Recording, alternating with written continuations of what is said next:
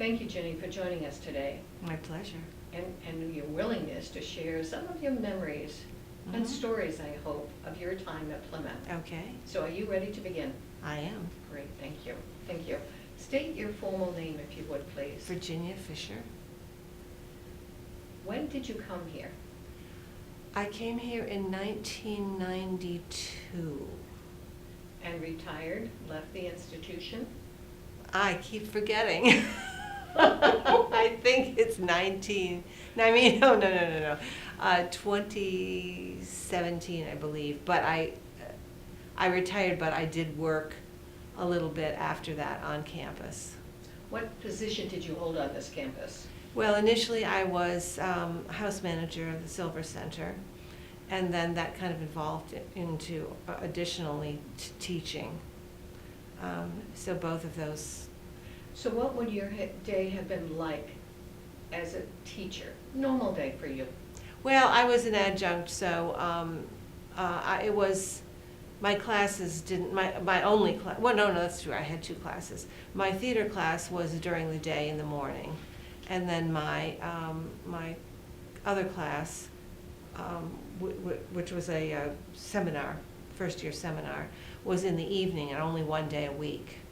So my prep time was kind of in between that, and but my silver schedule could be anything. I could be on campus until 11 o'clock at night if we had a show. I could come in at 8 in the morning if we had a meeting. So it was always a challenge for human resources to figure out my time schedule. It sounds like you lived here. Off and on, yeah, definitely. I kind of lost track of people in my own town while I was on campus, the years I was in Plymouth. I asked the question, and you can pass if you want to. What was your first year's salary? You know what? I have no idea. I cannot remember because I was part-time. So that's, I'm not sure. I'm not exactly sure. It wasn't a lot. When you came to Plymouth, again, what year did you come to Plymouth? What was the population of the students? Was it growing? I came initially, I came as a non-traditional student, and I'm not sure of those early years if it was growing a lot. And I'm thinking also about the music theater, dance department. It seemed to be growing very small, a little bit at a time, and then exploded later on. You say the word exploded. What caused it? Do we have any idea why more and more students were coming here? I think our students, our graduates, had good experiences, and it was, the word got out, and I think the department was very solid, and I think we had a good reputation. Let's see. Can you describe your first few years? I know it's hustle bustle. You were probably doing a little of this and that. But what would those first few years have been like for you? You're right. They were. I mean, I did work from going from part-time to not quite so part-time to full-time, but it was very busy. I had a lot to do. In addition to being here for performances, I was here for meetings beforehand. I initially curated art exhibits in the lobby, and I was on the ADA committee, so it was very busy. Why did you select Plymouth? When the offer came, why did you decide to? Why did you apply? Well, as I said, I had come here initially as a student because Plymouth State would accept my credits from years ago. And I was living in Concord. It was between Concord and Plymouth, and I liked the drive to Plymouth more. So I came here, and then I met Allison Ford, who was my professor at the time, and also the director of the center, the Silver Center, Silver Cultural Arts Center it was known as. And when the position opened up, she had worked with me at the American Stage Festival, so she told me about it, and I liked the drive, and I liked where it was, and I just liked a lot about Plymouth. Thinking back as a student, this is not on my script, some of the teachers that you have, is there a name or two that you would want to mention?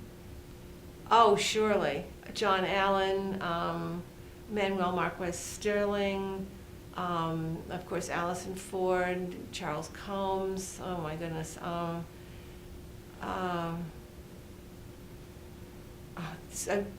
Dr. Vidum.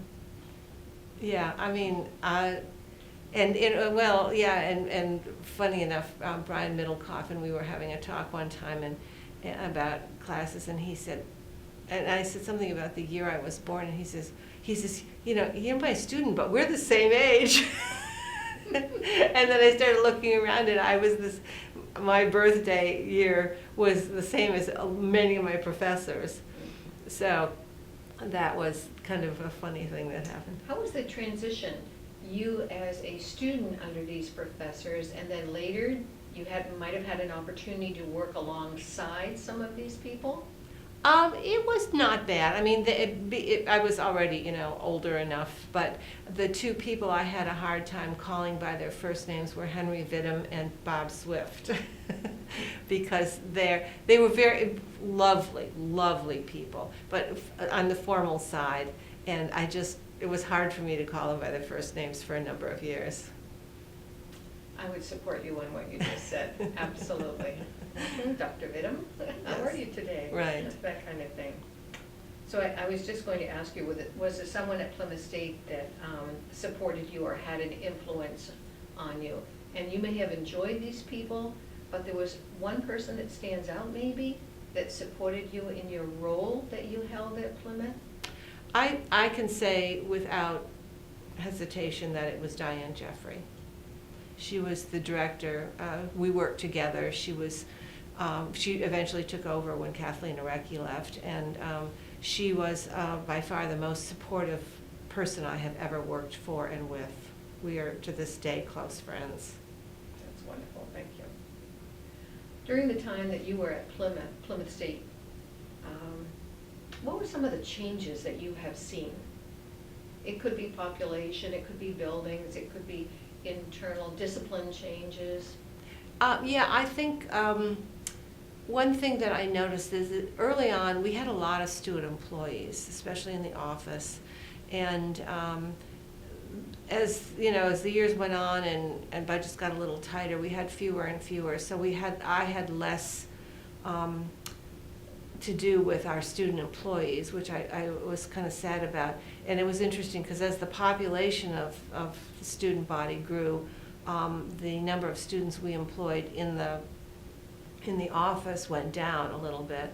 I think in more recent years, I think what's changed for me was that I don't think sorry to say this about students, but I thought they were a little less self-reliant than we've had in the past. They seem to need to check with their parents about almost everything.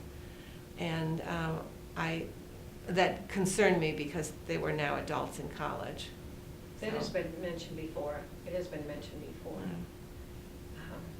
The interactions you had with students here and there, seems like you enjoyed them. Oh, I loved my students. In fact, the thing that I regretted most about leaving was the teaching part of it. If I asked you, and I'm really putting you on the spot now, what do you think you think backwards, what was some of your major contributions to the university while you were here? Yeah, I think in terms of my position at the Silver Center, I was frequently the first and only introduction to the community, for the campus. And people would come for performances or to look at exhibits in the lobby. And many times they'd never been on campus. Or it was, not frequently. We offered performances that I tried to make as enjoyable as possible, and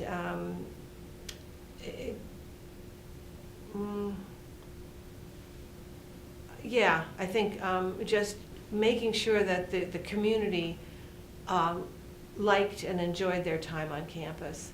As far as teaching goes, I think it was always great when a student came up and said, you know, I loved your class. Or they would write, I would meet with them before their paper on critical thinking.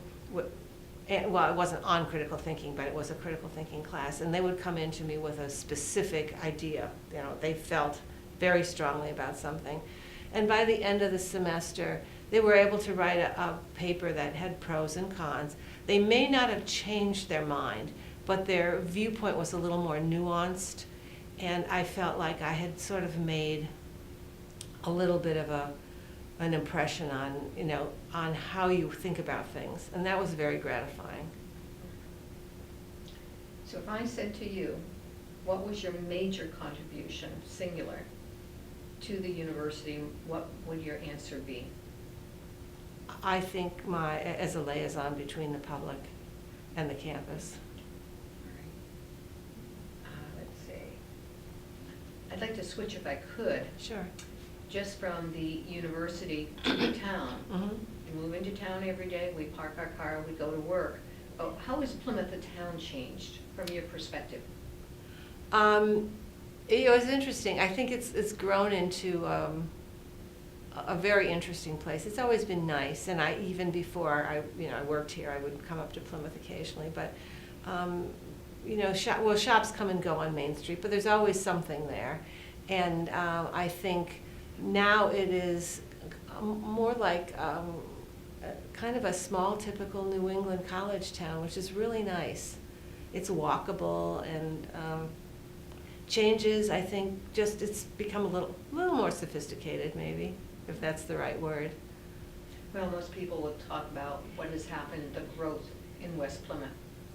And yet when they come to the main street, they still, like you said, it's walkable. We have that comment that really, is Plymouth a village? Is it a small town? That kind of attitude, which is nice. If I asked you, let's see, here comes a new group of faculty members, staff members, and you have an opportunity to interact with them, share your stories, memories, reflections. What might they be? What would you share with them? Well, I want to make sure that they had somebody they could connect with, because that's not always the case, where you kind of come in cold, particularly if you're a teaching lecturer or adjunct. You kind of come in cold, and I think having relationships with people in your department are important, because otherwise there's so many little things about the campus that you learn by trial and error, and that should be better. Would a teaching lecturer typically have a mentor? Are they assigned a mentor for a certain period of time when they're hired? Not for me, and I think I had the upper hand because I had already worked on campus, but I had so many teaching lecturers that would come and say, well, what do you do? And I'd try to be a mentor to them, because I did not have one, and I know most of them did not. Whether it's different now, I don't know, and I would hope so, because you really are kind of out there. From what I've been told, we seem to have a lot more part-time individuals teaching classes, so it seems like a mentorship program could be worthwhile. Somebody checking in on you to make sure everything's okay, so it minimizes the amount of mistakes that we might make. Well, and it's important because these people are not on campus all the time. They have a lot to offer because they're working in their fields. So that's invaluable to students. But if you just come in and all you do is teach and then walk away, there's so many things, so many services that the campus offers that the adjunct is not necessarily even aware of. I would agree on that. Is there a story that you'd like to share? I think the other day I asked someone, is there a time that comes that you can mention, talk about, it surprised you, it made you so happy, so pleased, and then the next question is going to be something that may have during your long tenure here at Plymouth made you sad? And we can pass, but if something comes to mind. Well, I mean, there are some funny things that have happened. First of all, nice things of that we've had performers from all over the place who have been, you know, Emmy and Grammy and all kinds of award-winning people, poets laureate, and it's been so wonderful to meet those people. And for the most part, they have been very charming. Ed Asner you couldn't find a nicer guy than that. And, you know, here's this big star. But there were other people, too, that were, you know, they were pretty popular and pretty up there, but they were just the nicest ever. But I had some funny incidences. One time I came in, I guess maybe I was the last person in the theater, which was not unusual, in the evening. And it had been raining, torrential rains. And so I was there doing a few things, and all of a sudden I heard this dripping, and then I heard it louder, and I went out in the lobby, and the entire lobby was like a waterfall. And it was, I'm sorry, I can't find a video of it, because it was alarming, but it was ludicrous too at the same time. Another time, we decided we would serve hot cider from concessions, and it was like an I Love Lucy episode, because people would get the cider and then they'd walk out, and all of a sudden the cup would start melting because I had gotten biodegradable cups, and so we're running out there with extra cups trying to catch the cider, and so that was pretty funny. But yeah, there's been so many incidences, you know, that, especially working with outside people, that were always really wonderful. Occasionally, however, you know, you would get somebody who was really grumpy, and it was, you know, we would, well, when you get a contract, there are riders attached to the things that they want, and most of the time, people, their agents send those riders, and then the performer says, no, I don't need that. But then there were other people that said, you know, they wanted, like, you know, all brown M&Ms or something like that. And they were hard to work with. But, you know, they were only there for one performance, so life wasn't terrible. I'm just thinking of a very noted poet that came here, and I remember asking him if he would go visit my sister-in-law, whose husband was passing at that time. Mm-hmm. That was, and he willingly did this. Some of the people are so generous Mm-hmm. in their time, so well known in the area, and we've been very fortunate to have them, as you said. Oh yeah, absolutely. Absolutely. Yes, Yeah, it's it's amazing. amazing. Yeah, it is. All right. Is there anything that we haven't covered today? Another story or two? Gosh, it's so hard to go back. They're memories inside of me, but, you know, to try and get them out and share them. I'm so grateful that I have a continuing relationship with some of our students, and also some of the people that I've worked with. It's something that you just don't forget. You know, when 5 years later you're invited to a student's wedding, or, you know, you see somebody on Facebook that you've worked with that's doing something interesting, and you reconnect that way. It's been really nice. And so those are friendships that I have had and will keep for a very long time. I think you're right. Teaching is still paramount for us. Those are our memories that we have, and the students, now professionals in some field, are still making connections with us. Yeah. And I feel, even as house manager, I was in a teaching capacity because I did have student employees. And, you know, it's difficult to work with an audience. There are some times that people, they like to complain to the student, you know, and I would always tell them, I said, we don't pay you enough to get that kind of treatment. So if you're having trouble, come and find me. And invariably, by the time I'm there, the person's calmed down and I'm older, you know, and everything is fine. But it was a learning experience for students to have to,